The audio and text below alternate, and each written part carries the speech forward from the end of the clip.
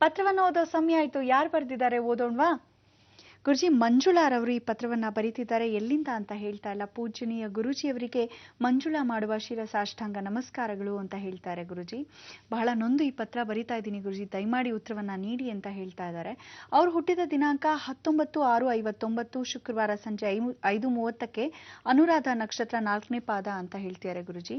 ಅವರ ತಂದೆ ತಾಯಿಯರು ಅವರ ಯಜಮಾನ್ರ ನಕ್ಷತ್ರ ರಾಶಿ ಏನೂ ಗೊತ್ತಿರಲಿಲ್ಲ. ಆದ್ರೆ ನಂದು ಮಹಾ ನಕ್ಷತ್ರ ಅಂತ ಹೇಳಿ ಮದ್ವೆ ಮಾಡ್ಬಿಟ್ರು.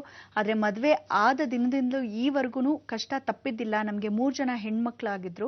ಅದರಲ್ಲಿ ಮೊದಲನೇವಳು 3ನೇ ವರ್ಷಕ್ಕೆ ಸತ್ತು ಹೋದ್ಲು ಆಕ್ಸಿಡೆಂಟ್ ಇಂದ ಗುರುಜಿ. 2ನೇ ಮಗಳಿಗೆ ಈಗ ಆಗ್ಲೇ 37 ವರ್ಷ ಆದ್ರೂ ಇನ್ನು ಮದ್ವೆ ಆಗಿಲ್ಲ ಅಂತ ಹೇಳ್ತಿದ್ದಾರೆ. ಆದ್ರೆ 3ನೇ ಮಗಳಿಗೆ 7ನೇ ವರ್ಷದಿಂದಾನೇ ಶುಗರ್ ಸ್ಟಾರ್ಟ್ ಆಗೋಯ್ತು. ಅಂತರ್ಜಾತಿ ವಿವಾಹವಾಗ್ಬಿಟ್ಟಿದ್ದಾಳೆ ಗುರುಜಿ. ನಾವು ತುಂಬಾ ನೊಂದು ಬೆಂತಾ ಇದೀವಿ ಈ ಒಂದು ಸಮಸ್ಯೆಗಳಿಂದ. ಏನಾದ್ರೂ ಪರಿಹಾರ ನೀಡಿ ಅಂತ ಹೇಳ್ತಿದ್ದಾರೆ ಗುರುಜಿ. ಈ ತರ ಏನಾದ್ರೂ ಒಬ್ಬರ ನಕ್ಷತ್ರದಲ್ಲಿ ಏನಾದ್ರೂ ದೋಷ ಇದ್ರೆ ಅಥವಾ ಇವ್ರು ಹೇಳೋ ಪ್ರಕಾರ ಅವರ ಪತಿಯ ನಕ್ಷತ್ರ ಗೊತ್ತಿರ್ಲಿಲ್ಲ, ನಾವ್ ಹಿಂಗ್ ಮಾಡ್ಕೊಂಡ್ಬಿಟ್ವಿ, ತಪ್ಪಾಗಿರ್ಬಹುದೇನೋ ಅಂತ ಊಹೆ ಮಾಡ್ತಿದ್ದಾರೆ.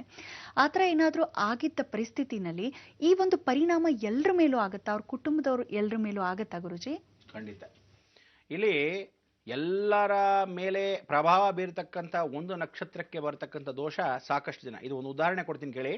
ಶನಿ ದೋಷ ಯಾರಿಗಿರುತ್ತೋ 7.5 ಯಾರಿಗಿರುತ್ತೋ ದಯವಿಟ್ಟು ಎಲ್ರಿಗೂ ಏನು ಹೇಳ್ತಾ ಇದ್ದೆ, ನೀವು ಪಾರ್ಟ್ನರ್ಶಿಪ್ ಮಾಡ್ತಾ ಇದ್ರೆ ಪಾರ್ಟ್ನರ್ಶಿಪ್ ಬಿಟ್ಬಿಡಿ. ಅಕಸ್ಮಾತ್ ನಿಮ್ಮ ಫ್ರೆಂಡ್ಗೆ ಶನಿ ದೋಷ 7.5 ಶುರು ಆಯಿತು, ಪಂಚಮ ಶನಿ ಶುರು ಆಯಿತು, ಅಷ್ಟಮ ಶನಿ ಶುರು ಆಯಿತು ಅಂದರೆ ಯಾವುದೇ ವ್ಯವಹಾರದಲ್ಲಿ ಯಾವುದೇ ಒಂದು ಕಾರ್ಯಕ್ರಮದಲ್ಲಿ ನೀವುಗಳು ಯಾವ ಕಾಲಕ್ಕೂ ಅದನ್ನು ಇಟ್ಕೋಬೇಡಿ ಅಂತೀನಿ. ಸಾಧಾರಣವಾಗಿ ಎಷ್ಟೋ ಜನಕ್ಕೆ ನಿರ್ಮಾಪಕರು ಬಂದಿದ್ರು, ಚಲನಚಿತ್ರ ನಿರ್ಮಾಪಕರು, ಎಲ್ಲ ನಿರ್ದೇಶಕರು ಬಂದಿದ್ರು. ಒಂದಷ್ಟು ಜನ ಎಲ್ಲ ಹೇಳಿದ್ರು ನಾವು ಈ ಹೀರೋನ್ ಹಿಡ್ಕೊಂಡ್ಬಿಡ್ತೀವಿ, ನಾವು ಆ ಹೀರೋ ಹಿಡ್ಕೊಂಡ್ಬಿಡ್ತೀವಿ ಅಂತ. ನಿಮ್ಗೆ ಅಕಸ್ಮಾತ್ 7.5 ಬಂತು ಅಂದರೆ ಯಾವ ಹೀರೋನ್ ಹಿಡ್ಕೊಂಡ್ರು ಪ್ರಯೋಜನ ಇಲ್ಲ. ನೀವೆಷ್ಟೇ ಕೋಟಿ ಹಾಕಿದ್ರು ₹1 ನಯಾ ಪೈಸಾ ಬರಲ್ಲ.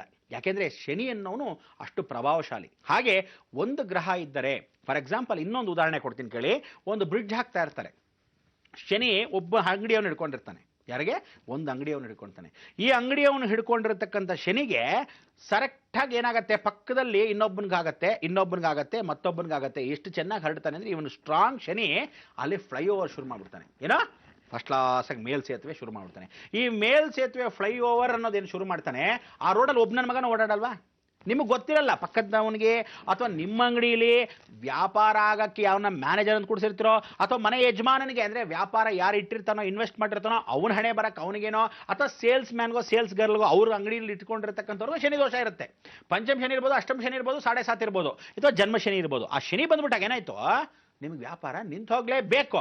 ಅದು ಹೇಗೆ ನಿಂತೋಗುತ್ತೆ ಅನ್ನೋದು ಗೊತ್ತಾಗಲ್ಲ. ಶನಿ ವಕ್ರಿಸ್ಕೊಂಡಿರ್ತಾನೆ. ಆ ಶನಿ ಬಹಳ ಬುದ್ಧಿವಂತ. ಆ ಎಂಟೈರ್ ಏರಿಯಾ ಕ್ಲೋಸ್ ಮಾಡ್ಬಿಡ್ತಾನೆ. ನನ್ನ ಮಗನಿಗೆ ವ್ಯಾಪಾರ ಇರುತ್ತಾ ಫ್ಲೈಓವರ್ ಆಗೋವರೆಗೂ?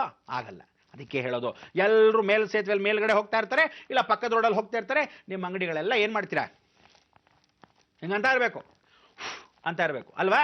ಆ ಥರ ಕರ್ಮ ಬಂದ್ಬಿಡುತ್ತೆ. ಅದಕ್ಕೆ ಜೀವನದಲ್ಲಿ ಪ್ರತಿಯೊಬ್ಬನಿಗೂ ಒಂದು ನಕ್ಷತ್ರದಿಂದ ದೋಷ ಬರಲ್ಲ, ಅವನ ದಶೆಯಿಂದ ದೋಷ ಬರುತ್ತೆ. ಹಾಗೆ ನಿಮಗೆ ಆಗಿರ್ತಕ್ಕಂಥದ್ದು ಮಂಜುಳಾ ಏನು ತೊಂದರೆ ಅಂದರೆ, ನಿಮ್ಮದು ಮಹಾನಕ್ಷತ್ರ ಆಗೋ ದಾಕ್ಷಣಕ್ಕೆ ಎಲ್ಲವೂ ಸರಿ ಹೋಗುತ್ತೆ ಅಂತಲ್ಲ. ನಿಮಗೆ ಮಹಾನಕ್ಷತ್ರ ಆಗಿರೋದ್ರಿಂದ ಗಂಡ ನಕ್ಷತ್ರ ಸರಿ ಹೋಗದೇ ಇದ್ರೂ ಸಹ ನಿಮಗೆ ಮಕ್ಕಳಾದರು. ಮೊದಲನೇ ಸಿಸ್ಟಮ್. ಎರಡನೇ ಪಾಯಿಂಟು, ಗಂಡ ಸರಿ ಇಲ್ಲದ ಪಕ್ಷದಲ್ಲಿ, ಯಾವ ಕಾಲಕ್ಕೂ ತೊಂದರೆಗಳಾಗಿದ್ದ ಪಕ್ಷದಲ್ಲಿ, ನಿಮಗೆ ಗೊತ್ತಿಲ್ಲದೆ ಮದುವೆ ಆಗಿದ್ದ ಪಕ್ಷದಲ್ಲಿ ಯಾರಿಂದ ಕಾರಣ? ಕೇತು. ಯಾಕೆಂದ್ರೆ ನಾನು ಇವತ್ತೇ ಹೇಳಿದ್ದೀನಿ, ಸೀಕ್ರೆಟ್ ಇಸ್ ಕೇತು. ಒಳಗಡೆನೆ ಮದುವೆ ಮಾಡಿಸ್ಬಿಡ್ತಾನೆ, ಗೊತ್ತಿಲ್ಲದೆ ಮದುವೆ ಮಾಡಿಸ್ಬಿಡ್ತಾನೆ. ಆ ರೀತಿ ನೀವು ಯಾಕೆ ಮಾಡ್ಕೋಬೇಕಾಗಿತ್ತು? ಮುಗಿದೋಯ್ತು. ನಿಮ್ಮ ಹಣೆ ಬರದಲ್ಲಿ ಮಕ್ಕಳಾಗಬೇಕು ಅಂತ ಹಣೆ ಬರ. ಅದರಲ್ಲೂ ಶುಕ್ರ ದೋಷ ನೋಡಿ. ಅದಕ್ಕೆ ಜಾತಕ ತೆಗೆದು ಸರಿಯಾಗಿ ನೋಡಿದಾಗ ಗೊತ್ತಾಗತ್ತೆ ಶುಕ್ರನ ಜೊತೆ ಕೇತು. ಅದಕ್ಕೆ ಮೊದಲನೇದು ಹೆಣ್ಣು, ಎರಡನೇದು ಹೆಣ್ಣು, ಮೂರನೇದು ಹೆಣ್ಣು, ನೀವು ಹೆಣ್ಣು. ಇಷ್ಟೆಲ್ಲ ತೊಂದರೆ ಪಡ್ತಾ ಇರೋದ್ರೆ ಮೊದಲನೇದು ಅಪಮೃತ್ಯು.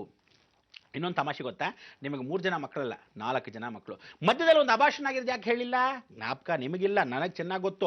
ಅದಕ್ಕೋಸ್ಕರ ಆ ದೋಷ ಆಗಿರತಕ್ಕಂಥ 4 ಮಕ್ಕಳಲ್ಲಿ ಕೊನೆಯದಾಗಿ ಶನಿ ವಕ್ರಿಸ್ದ. ಯಾವ ತಿಳ್ಕೊಳ್ಳಿ, 4ನೇ ಮನೆಗೆ ಶನಿ 3 ಹೆಣ್ಣಾದರೆ 4ನೇ ಮನೆಗೆ ಶನಿ ಗಂಡಿದ ಬರ್ತಾನೆ. ಯಾಕೆ ಗೊತ್ತು? 2 2 4, ನೀವು ಕೌಂಟ್ ಮಾಡೋದು 4, ನಾನು ಕೌಂಟ್ ಮಾಡೋದು 4. ಕೆಲವು ಸಿಸ್ಟಮ್ಸು, ಕೆಲವು ಗ್ರಹಗಳು ಇಟ್ಕೊಂಡಿದ್ದಾರೆ. ಓಹೋ, ಇವರ ಮನೆಯಲ್ಲಿ ಇಂಥ ಕಾರ್ಯ ಮಾಡದಿದ್ದ ಪಕ್ಷದಲ್ಲಿ ಇಂಥ ಜನಗಳಲ್ಲಿ ನಾನು ಹೋಗಿ ಸೇರ್ಕೋಬೇಕು. ಸೊ ಎಲ್ಲಿ ಸೇರ್ಕೋಬೇಕು? 4 ಹೆಣ್ಣು ಕಂಟಿನ್ಯೂಸ್ ಆಗಿ ಬಂದಾಗ ಶನಿ ವಕ್ರಿಸ್ತಾನೆ.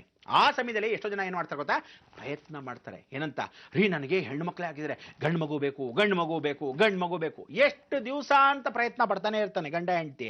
ಅಲ್ಲಿರ್ತಕ್ಕಂಥ ಹೆಣ್ಣು ಮಗು 5ನೇದು ಹೆಣ್ಣಾಗ್ಬಿಟ್ರೆ ಆದರೆ ಶನಿ ವಕ್ರಿಸಿದಾಗ ಖಂಡಿತ ಒಂದು ಸಂತಾನ ಕೊಡ್ತಾನೆ, ಗಂಡು ಸಂತಾನ ಕೊಡ್ತಾನೆ, ಬದುಕಿದ್ದರೆ. ಅಬಾರ್ಷನ್ ಮಾಡಿಬಿಡ್ತಾನೆ ನೋಡಿ, ನಿಮಗೆ ಅಬಾರ್ಷನ್ ಕೂಡ ಮಾಡಿಸ್ಬಿಟ್ಟಿದ್ದಾನೆ. ಅದಕ್ಕೋಸ್ಕರ ಆ ಅಬಾರ್ಷನ್ ಅಂದರೆ ಮಿಸ್ಕ್ಯಾರೇಜ್ ಆಗೋಗಿರ್ತಕ್ಕಂಥ ವಿಚಾರದಲ್ಲಿ 4ನೇದು ಹೆಣ್ಣು ಅಂದರೆ ನಿಮಗಿರ್ತಕ್ಕಂಥದ್ದು 3ನೇ ಹೆಣ್ಣನ್ನು ಇವಾಗ ಏನು ಪರಿಸ್ಥಿತಿ ಇದೆ, ಅವಳು ಪರಸ್ತ್ರೀ ವ್ಯಾಮೋಹ ಅಂದರೆ ಬೇರೆಯವ್ರನ್ನ ಮದುವೆ ಆಗ್ಬಿಟ್ಲು. ಶನಿ ಇದ್ದು ಬೇರೆಯವರು ಮದುವೆ ಆಗಿದ್ದಾರೆ ಅಂದರೆ ಶನಿ ರಾಹು ಇಬ್ಬರು ಸೇರಿರ್ತಕ್ಕಂಥ ಸಂಬಂಧ. ಅಂದರೆ ಜಾತಕದಲ್ಲಿ ಹೇಳ್ತಾ ಇದ್ರೆ ಏನೋ ಶಾಸ್ತ್ರ ರೀತಿಯಾಗಿ ಹೇಳ್ತಾ ಇದ್ದಾರೆ ಅನ್ಕೊಂತೀರಾ, ಆದರೆ ನಿಜವಾಗ ಒಂದು ಹೇಳ್ತೀನಿ, ನಿಮಗೆ ಇಷ್ಟೇ ಕಷ್ಟಪಡಬೇಕು, ಇಷ್ಟೇ ಫಲ ಇರಬೇಕು, ಜೀವನ ಪೂರ್ತಿ ನಿಮ್ಮ ಕಷ್ಟ ಇಷ್ಟೇ ಅನ್ನೋದು ತಲೆಗೆ ಹಾಕ್ಕೊಂಡ್ಬಿಡ್ಬೇಕಾಗಿದ್ದು ವಿಚಾರ. ಏನು ಅಂದರೆ ನಿಮಗೆ ಕೇತು ಇದ್ದಾಗ first of all real life is ಮದುವೆ ಮಾಡ್ಕೋಬಾರ್ದಾಗಿತ್ತು. ಆದರೆ ಎಲ್ಲೋ ಗುರುಬಲ ಸ್ವಲ್ಪ ಇದ್ದಿರೋದ್ರಿಂದ ಮದುವೆ ಆಗೇ ಆಯಿತು, ಸಂತಾನವೂ ಆಯಿತು, ಶನಿಯಿಂದ ಸಂತಾನಗಳ ಅಭಿವೃದ್ಧಿನೂ ಆಯಿತು. ಆದರೆ ಈಗಲೂ ಕಾಲ ಮಿಂಚಿಲ್ಲ. ಏನು ಅಂದರೆ ನಿಮ್ಗಿರ್ತಕ್ಕಂಥ 2ನೇ ಮಗಳನ್ನ, ಮೊದಲನೇ ಸತ್ತೋದ್ಲು, 2ನೇವಳು 3ನೇವಳು ಹೊಟ್ಟೋದ್ಲು, 2ನೇವಳು ಇರೋದನ್ನ ಸ್ಥಾನ ಪಲ್ಲಟನ್ನು ಮಾಡಿಕೊಂಡು ಎಲ್ಲಾದರೂ ದೂರ ಅಂದರೆ ಹುಟ್ಟಿದ ಊರಿಂದ ಅಥವಾ ನೀವಿರೋ ಊರಿಂದ ಬೇರೆ ಊರಿಗೆ ಹೋಗಿ ಬೇರೆ ಕೆಲಸ, ಬೇರೆ ಸ್ಥಳ, ಯಾವುದೇ ಕಾರಣಕ್ಕೂ ಒಳ್ಳೆ ಜಾಗದಲ್ಲಿ ನಿಮ್ಮ ಕೆಲಸ, ನಿಮ್ಮ ಮಗಳನ್ನ ಆರೈಕೆ ಮಾಡ್ಕೊಳ್ಳೋಕ್ಕೆ ಸ್ಥಾನ ಪಲ್ಲಟನ ಮಾಡಿಕೊಂಡ್ರೆ ಖಂಡಿತ ಅಭಿವೃದ್ಧಿ ಆಗತ್ತೆ.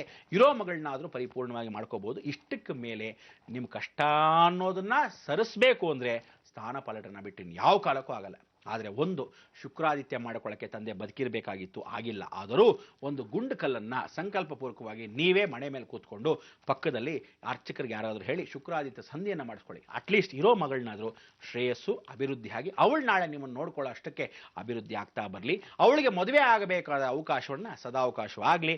ಮದುವೆನೇ ಆಗಿಲ್ಲ ಅಂತ ಬಹಳ ದಿವಸದಿಂದ ಪ್ರಯತ್ನ ಪಡ್ತಿರ್ತಕ್ಕಂಥ ನಿಮ್ಮ ಪ್ರಯತ್ನಕ್ಕೆ ಆ ನಾಂದಿಯನ್ನು ಹಾಡಿ ಭಗವಂತ ನಿಮಗೆ ಶ್ರೇಯಸ್ಸು, ಆಯುಸ್ಸು ಮತ್ತು ನೆಮ್ಮದಿ ಮೊದಲಾಗಿ ಕೊಡಲಿ ಅಂತ ಈ ಮುಖಾಂತರ ಹಾರೈಸ್ತೀನಿ.